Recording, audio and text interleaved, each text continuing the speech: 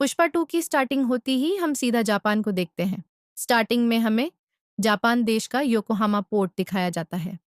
और यहाँ हम ये देखते हैं कि इस योकोहामा पोर्ट पर कई सारे लेबर शिप से कंटेनर्स उतार रहे होते हैं। लेकिन तभी एक क्रेन से एक कंटेनर नीचे गिर जाता है और इसीलिए जैसे ही नीचे गिरते ही वो खुलता है, वैसे ही वो लोग ये देखते हैं कि उस कंटेनर के अंदर लाल चंदन भरा हुआ है एंड इसीलिए उसे देखकर वो लोग अपने बॉस को बुलाते हैं और जब उनका बॉस वहां पर आता है तब वो उस लाल चंदन को देख के कहता है कि ऐसा होना पॉसिबल नहीं है क्योंकि लाल चंदन वो भी उसकी परमिशन के बिना यहाँ पर आ नहीं सकता है। लेकिन फिर इसके बाद ही जो उसके साथ आदमी आए होते हैं वो उनसे उस कंटेनर की तलाशी लेने के लिए कहता है, जिसके बाद ही जैसे ही वो लोग अंदर जाते हैं वैसे ही वो लोग ये देखते हैं कि उस कंटेनर के अंदर एक इंसान भी है और जब वो आदमी बाहर आता है तब हमें ये पता लगता है कि वो और कोई नहीं बल्कि पुष्पा राज है। लेकिन पुष्पा को देखकर वो सब लोग उस पर अटैक कर देते हैं जिसके रिस्पांस में पुष्पा भी उन सबको मारता है। लेकिन फाइट के दौरान ही वो सभी लोग पुष्पा से ये पूछते हैं कि आखिर का वो कौन है और वो यहाँ पर क्यों आया है, जो सुनकर पुष्पा भी उन सबको जापानी में ये कहता है कि उसका नाम पुष्पा राज है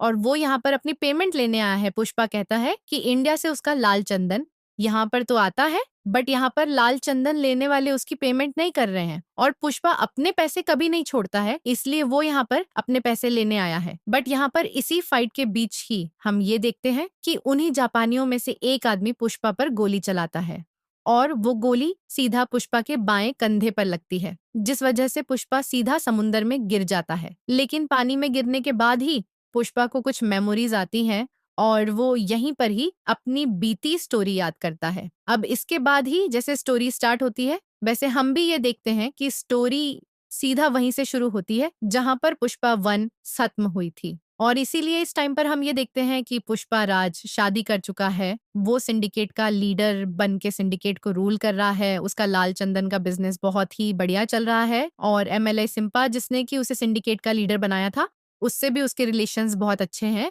यहाँ तक कि पुष्पा के लिए जो मजदूर काम करते हैं वो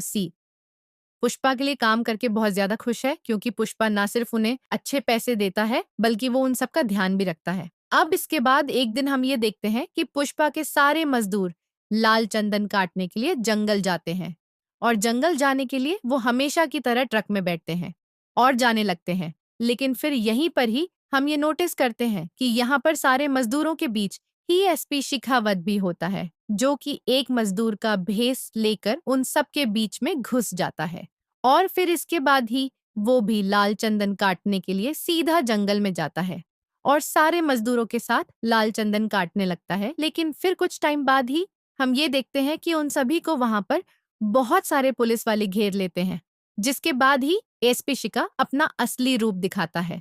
और वो अपनी बंदूक निकालकर सबको ही बताता है कि वो एसपी शिखावत है और अब उसने उन सारे मजदूरों को लाल चंदन को काटते हुए रंगे हाथों पकड़ा है एंड इसीलिए एसपी शिखावत उन सबको अरेस्ट कर लेता है और सभी को पुलिस स्टेशन के सेल में बंद कर देता है। लेकिन अब यह बात जैसे ही पुष्पा को पता लगती है वैसे पुष्पा अपने आदमियों के साथ अपनी गाड़ियां निकालता है और सीधा पुलिस स्टेशन जाता है। इस टाइम पर एसपी शेखावत पुलिस स्टेशन से बाहर होता है और इसीलिए पुष्पा पुलिस स्टेशन के अंदर आते ही सीधा इंस्पेक्टर को देखता है और उससे अपने सारे आदमियों को छोड़ने के लिए कहता है। लेकिन वो इंस्पेक्टर उससे कहता है कि वो लोग ऐसा नहीं कर सकते क्योंकि एसपी शेखावत ने उन्हें ऐसा करने से मना करा है और अगर वो या फिर पुलिस स्टेशन का कोई भी पुलिस वाला एसपी शिखा के खिलाफ जाता है तो फिर उन्हें नौकरी से निकाल दिया जाएगा। अब पुष्पा जैसे ये बात सुनता है वैसे ही वो उन सब के लिए बहुत सारे पैसे लेकर आता है और वो पुलिस वाले जितनी सैलरी अपनी पूरी लाइफ में कमाते हैं पुष्पा उन सबको उतने पैसे एक ही बार में दे देता है, जिसके बाद ही उस पुलिस स्टेशन के सारे पुलिस वाले पुष्पा के सामने हंसते हंसते अपना इस्तीफा दे देते हैं और बड़ी खुशी से पैसे लेकर वहां से चले जाते हैं और साथ ही साथ जाने से पहले वो पुष्पा के भी सारे आदमियों को छोड़ देते हैं, जिसके बाद पुष्पा अपने सारे आदमियों को छुड़ाकर ले आता है और फिर जब कुछ देर बाद ही एसपी शिखावत पुलिस स्टेशन के अंदर जाता है तब वो ये देखता है कि पूरा पुलिस स्टेशन खाली है और ना तो वहां पर मजदूर है और ना ही पुलिस वाले हैं एंड फिर जब एसपी शिखावत को सच्चाई पता लगती है कि यहाँ पर क्या क्या हुआ है और पुष्पा ने किस तरह से सारे पुलिस वालों को खरीद कर अपने आदमियों को छुड़ा लिया है। वैसे ये बात जानकर एसपी शेखावत बहुत ज्यादा गुस्सा होता है। अब इसके बाद अगले सीन के अंदर हम पुष्पा को देखते हैं, जो कि सीधा जाकर एमएलए सिंपा से मिलता है। यहाँ वो हम ये जानते हैं कि पुष्पा एमएलए सिंपा की बहुत इज्जत करता है, और ऐसा इसीलिए क्योंकि एमएलए सिंपा ने पुष्पा को सिंडिकेट का लीडर बनाया था। यहाँ पर ही एमएलए सिंपा पुष्पा से कहता है कि अब वो सीधा स्टेट के सीएम से मीटिंग करने जा रहा है, क्योंकि अब कुछ ही टाइम में इलेक्शंस आने वाले हैं, जिसके लिए उनकी पार्टी की मीटिंग्स चल रही है। लेकिन एमएलए सिंपा पुष्पा से कहता है कि उसे भी उसके साथ चलना होगा, यानी कि वो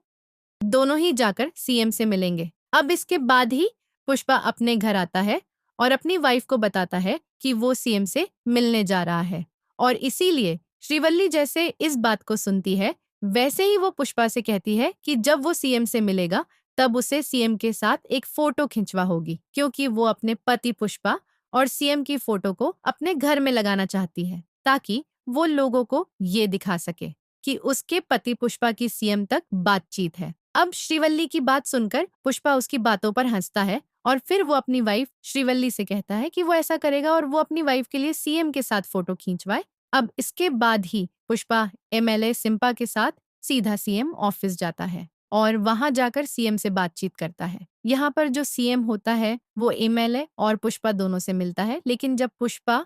सीएम से फोटो खिंचवाने की बात करता है तब सीएम पुष्पा को साफ मना कर देता है। और सिर्फ यही नहीं, बल्कि वो पुष्पा की बहुत ज्यादा बेइज्जती भी करता है, और वो सीएम पुष्पा को पैर जूतों से कंपेयर करता है। इन बातों को सुनकर एमएलए सिंपा सीएम से ये कहता है कि असल में फोटो खिंचवाने की इच्छा पुष्पा की वाइफ की है, इसलिए आप पुष्पा के साथ एक फोटो खिंचवा लीजिए। बट ये बात सुनकर भी सीएम गुस्सा होता है, और वो पुष्पा को ना समझ आदमी कहता है, जो कि अपने बीवी की बात सुन रहा है। और फिर ये सारी बातें बोलकर सीएम एमएलए और पुष्पा दोनों को वहां से भेज देता है। अब इसके बाद ही हम ये देखते हैं कि सीएम की बातें पुष्पा को बहुत ज्यादा हिट करती है, और उन बातों से पुष्पा को बहुत ज्यादा बुरा लगा होता है। लेकिन यहाँ पर ही एमएलए सिंपा पुष्पा को संभालता है, जिसके बाद ही पुष्पा एमएलए से एक सवाल पूछता है। पुष्पा एमएलए सिंपा से कहता है कि क्या अगर कल को आप सीएम बनते हैं तो क्या आप मेरे साथ फोटो खींचवाएं? जो सुनकर एमएलए सिंपा कहता है, हाँ, मैं तुम्हारे साथ फोटो खिंचवाऊंगा, लेकिन असल में मैं सीएम नहीं बन सकता, मैं तो सिर्फ मामूली सा एमएलए हूँ। पर इस बात पर पुष्पा एमएलए से कहता है कि अब तो एमएलए सिंधपाई सीएम बनेंगे। ये बात सुनकर एमएलए सिंपा चौंक जाता है, और वो पुष्पा से कहता है कि ऐसा करने में ना करके 100 करोड़ लगेंगे, लेकिन पुष्पा उनसे कहता है कि 100 नहीं, बल्कि वो 500 करोड़ खर्च करेगा। लेकिन अब तो वो एमएलए सिंपा को ही सीएम बना के रहेगा, और पुष्पा ऐसा इसीलिए कर रहा है क्योंकि सीएम की बातें उससे तो ज्यादा बुरी नहीं लगी, लेकिन सीएम ने उसकी वाइफ के लिए जो बुरी भली बातें कही उससे पुष्पा को बहुत तकलीफ हुई है, और इसीलिए वो सीएम को ही हटा देगा। अब इसके बाद ही एमएलए सिंपता और सीएम जिस पार्टी से होते हैं पुष्पा, उसी पॉलिटिकल पार्टी के प्रेसिडेंट के छोटे भाई से मिलता है, और पुष्पा उसे करोड़ देता है। एंड वो पार्टी प्रेसिडेंट के छोटे भाई से कहता है कि उसे प्रेसिडेंट से बात करनी है, जिसके बाद ही हम ये देखते हैं कि वो सीधा अपने बड़े भाई को फोन करता है, यानी कि पॉलिटिकल पार्टी के प्रेसिडेंट को, और उससे सीधा पुष्पा की बात करवाता है। यहाँ पर हम भी ये जानते हैं कि जो इस पॉलिटिकल पार्टी का प्रेसिडेंट है उसका नाम है प्रताप रेड्डी, जिसे प्ले किया है एक्टर जगतपति बाबू ने। पुष्पा प्रताप रेड्डी से फोन पे बात करके उससे कहता है कि उसने उसके ऑफिस में एक तोहफा भिजवाया है, और फिर उसी टाइम पर हम भी ये देखते हैं कि प्रताप रेड्डी के ऑफिस में एक सोफा आता है, जिस सोफे के अंदर 25 लाख रुपए करने के लिए पुष्पा एक बड़ी डील करने की सोचता है, ताकि एक बड़ी डील करके पुष्पा के पास काफी पैसे आए और वो उन पैसों से एमएलए सिंपा को सीएम बना सके। अब यहाँ पर सबसे पहले पुष्पा ये देखता है कि वो सिंडिकेट के जरिए जितना भी लाल चंदन इकट्ठा करता है वो उन सभी को मुरुगन को बेचता है, और फिर मुरुगन रामेश्वरम के पोर्ट से होते हुए उसे इंटरनेशनल बायर्स को बेचता है। सो यहीं पर ही पुष्पा ये डिसाइड करता है कि अब वो मुरुगन को बी से हटाकर सीधा खुद ही इंटरनेशनल बायर से डील करेगा, क्योंकि जो मुरुगन है वो पुष्पा को 1 टन लाल चंदन के बदले में करोड़ रुपए देता है, और अगर पुष्पा इस माल को डायरेक्टली बेचेगा तो वो उस पे ज्यादा प्रॉफिट कमा सकता है। अब इसके लिए पुष्पा इस बारे में पता करता है एंड उसे सीधा इंटरनेशनल बायर मिलता है, जिससे वो मालदीव्स जाकर मीटिंग करता है। मालदीव्स के अंदर जब पुष्पा बायर से डीलिंग करता है तब वो उस बायर से कहता है कि वो 1 टन के बदले में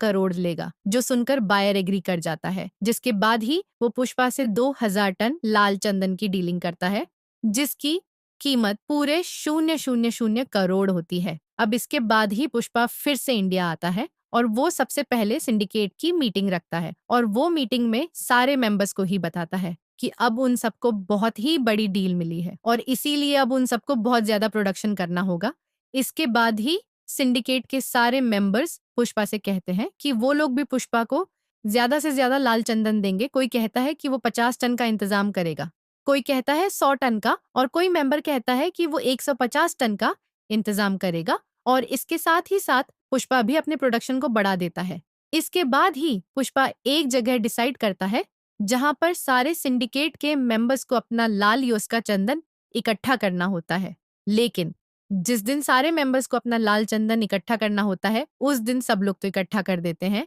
लेकिन जो एक मेंबर होता है उसके पूरे काफिले को एसपी शिकावत पकड़ लेता है और वो ना सिर्फ उसके सारे लाल चंदन को जला देता है बल्कि वो उस मेंबर को भी जान से मार देता है ताकि एसपी शकावली के मेंबर्स में रहे और ये बात सीधा पुष्पा तक पहुंचे एंड फिर इसके नेक्स्ट सीन में हम ये देखते हैं कि ऐसा होता भी है। हम देखते हैं कि सिंडिकेट के सारे मेंबर्स एसपी शिकावत से बहुत ज्यादा डर जाते हैं और इसीलिए वो सब सीधा एमएलए सिम्पा से मिलते हैं एंड वो उससे कहते हैं कि वो एसीपी शिखावत और पुष्पा के बीच की लड़ाई को खत्म करें ताकि वो लोग अपना बिजनेस आराम से कर सकें। अब इसके बाद ही एमएलए सिम्पा सीधा एसीपी शिखावत के ऑफिस साथ आए और वो एसीपी शिखावत से पूछता है कि आखिरकार वो ये सब क्यों कर रहा है और उसे क्या चाहिए। ये सुनकर एसीपी शिखावत एमएलए से कहता है कि उसका लेना देना सिर्फ और सिर्फ पुष्पा से है। एक बार पुष्पा ने उसके कपड़े उतारकर उसकी बहुत बेइज्जती की थी और इसीलिए उससे उस बेइज्जती का बदला चाहिए एंड इसीलिए वो ही चाहता है कि पुष्पा उससे सबके सामने माफी मांगे और अगर पुष्पा ऐसा कर देता है तो इस भी शिखावत उन सबको परेशान नहीं करेगा। अब ये सुनकर एमएलए सिम्पा सीधा पुष्पा के पास जाता है और वह पुष्पा को मना लेता है एंड वो पुष्पा से कहता है कि उसे बस एसीपी शिखावत को सॉरी बोलना है क्योंकि इसमें ही पूरे सिंडिकेट की भलाई है और पुष्पा को सिंडिकेट वालों के लिए इतना करना ही होगा। अब इसके बाद एक पार्टी रखी जाती है जिस पार्टी के अंदर सब लोग आते हैं, यानी कि बहुत सारे पुलिस वाले, सिंडिकेट के सारे मेंबर्स और जो लोग सिंडिकेट से जुड़े हुए हैं वो लोग भी। फिर यहाँ पर अपनी गाड़ी से पुष्पा भी आता है और वह यहाँ पर आकर एसीपी शिखावत को सॉरी बोलता है, जिसके बाद पुष्पा के मुंह से सॉरी सुन के एसीपी शकावली होता है और वो खुशी के मारे झूमने लगता है। और फिर इसके बाद एसीपी शिका सिंडिकेट के मेंबर से कहता है कि अब वो सिंडिकेट के किसी भी मेंबर को नहीं रोकेगा, अब वो अपना काम आराम से कर सकते हैं, बस उसे उसका कमीशन मिलना चाहिए। इधर पुष्पा यहाँ पर सॉरी बोलकर यहाँ से जाने लगता है, लेकिन जब पुष्पा अपनी कार से वहां से काफी दूर आ जाता है तब वो ये फैसला करता है कि पुष्पा किसी के सामने नहीं झुकता है और इसीलिए वो आज एसीपी शिकावत के सामने भी नहीं झुकेगा एंड फिर यही सोचकर पुष्पा अपनी गाड़ी घुमाता है और वापस फिर से उसी पार्टी में आता है। यहाँ पर हम ये देखते हैं कि एसीपी शिका अपनी गाड़ी में बैठ रहा होता है, लेकिन तभी पुष्पा तेजी से अपनी गाड़ी से उसकी गाड़ी को टक्कर मारता है, जिस वजह से एसीपी शिका की गाड़ी टकराती है और एसीपी सीधा स्विमिंग पूल में गिरता है और उसके स्विमिंग पूल में गिरते ही पुष्पा पूल में मुंह देता है। अब एसीपी शिखावत जैसे ही ये सब देखता है वैसे ही वो गुस्से से आग बबूला हो जाता है, लेकिन तभी पुष्पा एसीपी शिखावत से कहता है कि वो उससे कोई सॉरी नहीं बोलने वाला है। वो पुष्पा है, पुष्पा राज, जो कि किसी के सामने नहीं झुकता। और यह बोलने के साथ ही पुष्पा एसीपी शिका को चैलेंज भी देता है। वो एसीपी शकावली चंदन है और वो अगले सोमवार की सुबह सुबह उसकी डीलिंग करने के लिए चेन्नई जा रहा है और चेन्नई जाकर वहां से वो सीधा रामेश्वरम पोर्ट होते हुए से इंटरनेशनल बायर को बेच देगा और इसीलिए अगर एसीपी शिखावत के अंदर दम है तो वो उसे रोक कर दिखा दे और फिर ये बोलकर पुष्पा वहां से चला जाता है। अब इसके लिए हम ये देखते हैं कि एसीपी शिका पूरे शहर की सारे रोड्स को ब्लॉक करवा देता है ताकि पुष्पा वहां से अपने माल को बाहर ना ले जा सके। लेकिन यहाँ पर एसीपी शिखा ये नोटिस करता है कि सड़क के बगल में जो नदी है उसका पानी बहुत कम हो चुका है, और इसीलिए वो ये समझ जाता है कि हो ना हो पुष्पा उसी नदी के जरिए अपने ट्रक्स को निकालेगा। और कुछ टाइम बाद हमें भी ये पता लगता है कि एसीपी शिकावत बिल्कुल सही है, क्योंकि पुष्पा ने अपने सारे ट्रक्स को नदी के जरिए भेजा होता है। आगे एसीपी शिकावत जल्दी से उन सारे ट्रक्स को घेर लेता है और लाल चंदन से भरे हुए सारे ट्रक्स को पकड़ लेता है। लेकिन फिर कुछ टाइम बाद ही उसे ये पता लगता है कि पुष्पा ने उसे चकमा दे दिया है, और ऐसा इसीलिए क्योंकि एसीपी शिखा ने जो भी ट्रक्स पकड़े होते हैं उन सभी के अंदर पुष्पा ने मामूली लकड़ी रखी होती है, वो भी लाल पेंट करके। और इस तरह से एसीपी शेखावत को चकमा देके पुष्पा अपने 2000 टन लाल चंदन को इंडिया से बाहर निकाल देता है और अपने इंटरनेशनल बायर को बेच देता है। इधर एसीपी शिखा को जब ये पता लगता है कि वो सारी लकड़ी नकली है, तब वो बहुत ज्यादा गुस्सा होता है और गुस्से में आग बबूला होकर वो सारी लकड़ियों को जला देता है। और हाँ दोस्तों, एसीपी शिखा इन सारी लकड़ियों को जिन गोदाम के जलाता है वहां पर वो खुद भी अपने आप को जलाकर खत्म कर लेता है, और हमें ऐसा दिखाया तो जाता है कि उसने आत्महत्या कर ली है। लेकिन दोस्तों, मेरा ये मानना है कि एसपी शेखावत अभी भी जिंदा है एंड वो आगे फिर से आएगा। लेकिन अब इसके आगे की बात करें तो अगले सीन के अंदर हम ये देखते हैं कि अब पुष्पा की डील होने के बाद उसके पास बहुत सारे पैसे आते हैं, और इसीलिए वो इलेक्शंस के अंदर बड़े आराम से एमएलए सिप्पा को सीएम बनवा देता है। एमएलए सिंह दप्पत जैसे सीएम बनता है वैसे ही वो बहुत ज्यादा खुश होता है, और इसीलिए वो पुष्पा से मिलने सीधा उसके घर आता है, और घर आकर वो पहले पुष्पा के साथ खाना खाता है एंड फिर वो पुष्पा पुष्पा की वाइफ और उसकी पूरी फैमिली के साथ फोटो खिंचवा आता है। अब इन सब के बाद ही हम ये देखते हैं कि पुष्पा के गांव में एक फेस्टिवल आता है, और इस फेस्टिवल को सेलिब्रेट करने के लिए गांव के सारे लोग मंदिर जाते हैं, जहां पर पुष्पा, उसकी वाइफ और उसकी मदर भी आते हैं। और यहाँ पर हम ये भी नोटिस करते हैं कि इसी फेस्टिवल के अंदर पुष्पा के दोनों सौतेले भाई भी अपनी फैमिलीज के साथ आते हैं। बट यहाँ पर ही पुष्पा की वाइफ अचानक से बेहोश हो जाती है, और जब कुछ लेडीज पुष्पा की वाइफ को हैंडल करते हैं तब उन्हें ये पता लगता है कि असल में पुष्पा की वाइफ प्रेग्नेंट है और पुष्पा फादर बनने वाला है। अब पुष्पा को यह बात जानकर बहुत ज्यादा खुशी होती है, और इसीलिए वह काली माता के ड्रेस में वहां पर डांस भी करता है, और पुष्पा के साथ साथ सारे गांव वाले भी नाचते हैं। लेकिन अब इसी फेस्टिवल के अंदर हम ये देखते हैं कि यहाँ पर कुछ बदमाश लड़के आ जाते हैं, और वो पुष्पा के बड़े भाई जिसका नाम मोहन होता है उसकी बेटी को छेड़ने लगते हैं और उसकी बॉडी से उसके कपड़ों को खींचने लगते हैं। और इसीलिए जैसे ही पुष्पा ये नोटिस करता है वैसे ही वो उन सारे गुंडों को बहुत मारता है, और खुद को बचाने के लिए पुष्पा की भतीजी पुष्पा को थैंक यू भी बोलती है। और हमने पूरी मूवी के अंदर ये भी नोटिस किया होता है कि पुष्पा के इस बड़े भाई की बेटी पुष्पा को हमेशा ही पुष्पा चाचा कहती है, लेकिन यहाँ पर जैसे ही उसका फादर आता है, यानी कि पुष्पा का बड़ा भाई, वैसे ही वो पुष्पा पर बहुत ज्यादा गुस्सा होता है और वो अपनी बेटी को चाटा मारता है एंड साथ ही वो पुष्पा से ये भी कहता है कि वो चाहे कुछ भी कर ले, वो हमारी फैमिली से नहीं जुड़ सकता है। ये बातें सुनकर पुष्पा को बुरा लगता है, और इसीलिए वो अपनी फैमिली को लेकर वहां से चला जाता है। बट फिर उसके बाद ही पुष्पा का वो बड़ा भाई यानी कि मोहन उन सभी लोगों के सर के बाल कटवा देता है और उन सबको गधे पर बिठा के घुमाता है, जिस वजह से उन सारे लड़कों को बहुत ज्यादा गुस्सा आता है। लेकिन अब इसके बाद ही ये दिन बीत जाता है। बट कुछ दिन बाद ही हम ये नोटिस करते हैं कि वो सब जो लड़के हैं जिन्हें पुष्पा ने पीटा था, वो सब अपना बदला निकालने के लिए पुष्पा के बड़े भाई की बेटी को किडनैप कर लेते हैं। और अब क्योंकि पुष्पा के बड़े भाई ने उन सबको गंजा करके गधे पर बिठाया था, इसीलिए वो लोग उसे फोन करके कहते हैं कि वो भी अब टीवी पर आएगा और लाइव टेलीकास्ट करके बीचों बीच रोड पे अपने आप को टकला करेगा। ये बातें जानकर पुष्पा के बड़े भाई की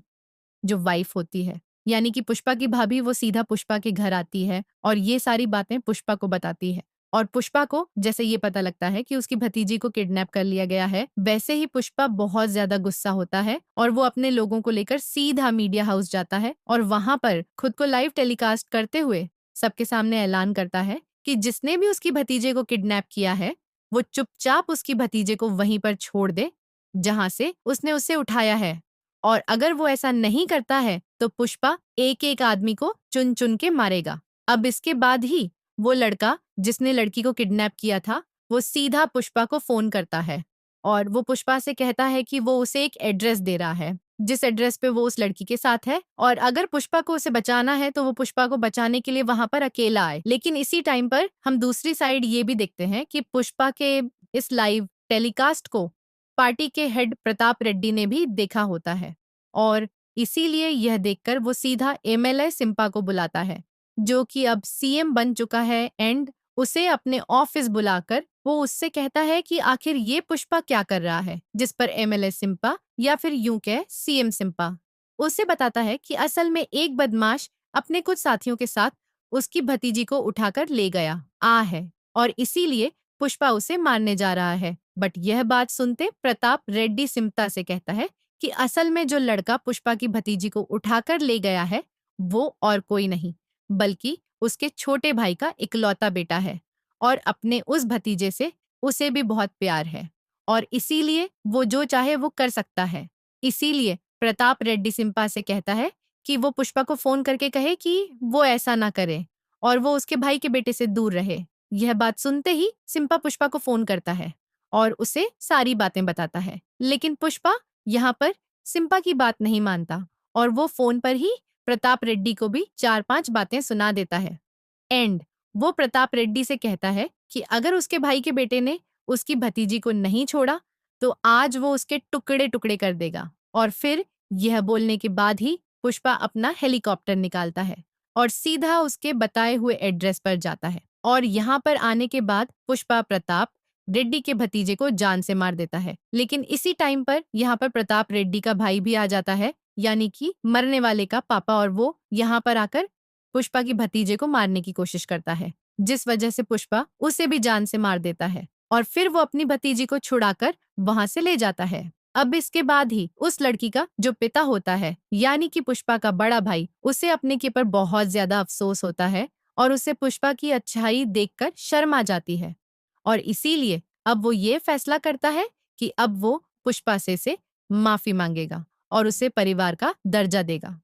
इसी टाइम पर उसकी बेटी की शादी फिक्स होती है एंड इसीलिए वो जल्दी से कार्ड छपवा आता है और वो कार्ड लेकर सीधा पुष्पा के घर जाता है और वहां पर वह पुष्पा की मदर को कार्ड देते हुए कहता है कि पुष्पा को और पूरे परिवार को उसकी बेटी की शादी में आना है क्योंकि शादी पर सारा परिवार एक साथ होता है। पुष्पा जब ये बात जानता है तब उससे भी बहुत ज्यादा खुशी होती है और फिर इसीलिए वो भी अपनी भतीजी की शादी में जाता है जहाँ पर पूरी फैमिली एक साथ रियूनाइट हो जाती है और अब पूरा परिवार एक साथ होता है। और दोस्तों यहाँ पर ही हम दो सीन देखते हैं जहाँ पर पहले सीन में तो पुष्पा की भतीजी की शादी हो रही होती है, लेकिन दूसरे सीन के अंदर हम ये देखते हैं कि प्रताप रेड्डी अपने छोटे भाई और छोटे भाई के बेटे दोनों की चिता को जला रहा होता है और उनका फ्यूनरल सेलिब्रेट कर रहा होता है। लेकिन दोस्तों इसी टाइम पर हम ये नोटिस करते हैं कि प्रताप रेड्डी और पुष्पा दोनों के लिए फूल के गुलदस्ते आते हैं और उन दोनों गुलदस्ते के अंदर एक जैसे ही बॉम्ब रखे होते हैं, यानी कि एक ही आदमी ने उन दोनों में बॉम्ब डाले होते हैं।